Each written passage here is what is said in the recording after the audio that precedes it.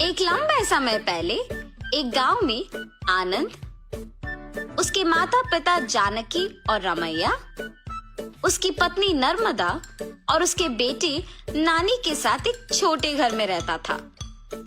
आनंद नौकरी करके आए हुए पैसों से अपना घर चलाता था।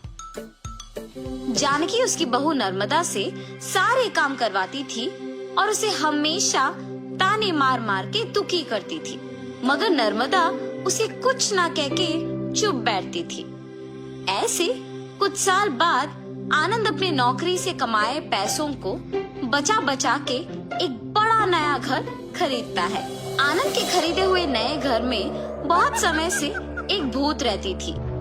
ये बात आनंद को नहीं पता था और इसीलिए वो घर खरीदता है और उसके आसपास खाली रहने के कारण दिखने में बहुत शांत सा माहौल था और जानकी में कोई बदलाव नहीं आया। नए घर में जाने के पहले ही दिन नर्मदा की गलती के बिना ही उसे ताने मारती है। दुखी होकर नर्मदा बिना कुछ खाए और सोए अपने कमरे में जाकर रोती रहती है। तब उस घर में मौजूद भूत नर्मदा को रोते हुए देख उसके पास आती है। बगल में परछाई को देख नर्मदा तुरंत खड़े हो जाती है। तब वो भूत नर्मदा के सामने आके खड़े हो जाती है। उसके चेहरे पे घाव, खुले बाल देख के नर्मदा डर जाती है। बाप रे, भूत भूत! डरो मत, मैं तुम्हें कुछ नहीं करूंगी। तुम हमारे घर में क्यों आई हो? तुम लोग ही मेरे घर आए। ये तुम्हारा घर है? हाँ, ये मेरा घर है। इसी में मैं मर गई। मेरे मरने के बाद ही तुम लोग यहाँ आए। ऐसे कह के अचानक नर्मदा में घुस जाती है। हा हा हा। ऐसे हंसते हुए सो जाती है। सुबह उठ के जब जानकी देखती है कि सारा काम वैसे का वैसे ही रह गया, तब नर्मदा नर्मदा बहुत बार बुलाने के बावजूद जब वो नहीं आती है तो जानकी ही उसके पास जाती है। हाँ, तुम अब तक उठी नहीं? नर्मदा नर्मदा उठो! जानकी पास आके बुलाने पर नर्मदा जाग उठती है। उसकी आंखें बहुत लाल और डरावना दिखने के बावजूद जानकी उस पर ज्यादा ध्यान नहीं देती है। उठ गई?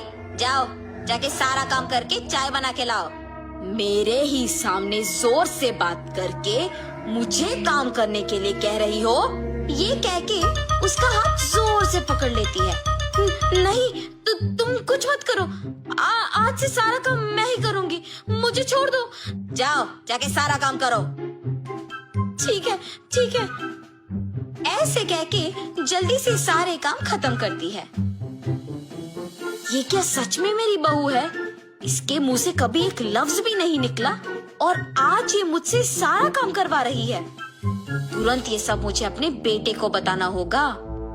और ऐसे अपने बेटे को सब सच बताती है। तब वो कहता है, जितना भी गुस्सा क्यों ना हो, ऐसे तो नहीं कहते हैं माँ। आप अगर उससे अच्छे से पेश आएंगे तो वो भी अच्छा ही रहेगी। उसके बारे में क्या मुझे नहीं पता? उसके बेटे का ऐसे बात करने पर जानकी कुछ नहीं कहती है और अपनी बहू से डरने के कारण वो सारे काम खुद ही करती है। नर्मदा, नए घर खरीदने की खुशी में मैं अपने कुछ दोस्तों को घर बुला रहा हूँ। सारी चीजों का तुम्हें ही ध्यान रखना होगा। ऐसे बोल के चला जाता है। नर्मदा कुछ बात किए बिना खड़े रहती है। उसके बगल में खड़े जानकी के पास जाके वो कहती है, तुम्हारे बेटे की बातें सुनी है ना तुमने? सारी तैयारी तुम्हें ही करना होगा। ऐसे जोर से कहती है। अगले दिन आनंद दोपहर को अपने दोस्तों को घर ले आता है। नर्मदा, तुमने सारी तैयारी कर ली ना? हाँ जी।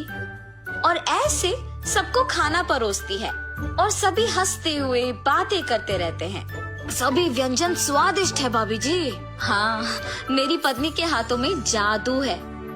आनंद, तुम्हारा घर भी बहुत खूबसूरत है यार। चारों ओर खाली और शांत है। इस घर को देखते ही पसंद आ गया मुझे, इसीलिए इसे बचाए हुए सारे पैसों से खरीदा हूँ। अब इस घर का मालिक मैं हूँ। ऐसे आनंद कहता है। ये सुनते ही नर्मदा तुरंत भूत बनके अजीब आवाजें बनाती है। उसका सिर नीचे झुका रहता है और अजीब आवाजें आने के कारण सभी उसी को देखते हैं। नर्मदा, क्या हुआ तुम्हें? नर्मदा अचानक अपना सिर ऊपर करती है और क्या इस घर का मालिक तुम हो?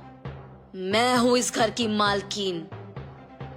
ऐसे उसे घूरने पर आनंद अचानक हवा में ऊपर उड़ने लगता है। नहीं, ये तुम्हारा ही घर है, मुझे छोड़ दो। ऐसे कहने पर आनंद को नीचे छोड़ देती है। ये सब देख के घर के सारे मेहमान भूत भूत कह के वहाँ से भाग जाते हैं। नर्मदा जैसे उसे कुछ पता नहीं है अपने कमरे में जाके सो जाती है। आनंद, कम से कम अब मेरी बातों का यकीन करोगे तुम? तुम्हारी पत्नी में भूत घुसी है, भूत। देखो आज उसने क्या कर दिया। हाँ माँ, अब हम क्या करें? एक मांत्रिक को बुलवाना ही पड़ेगा।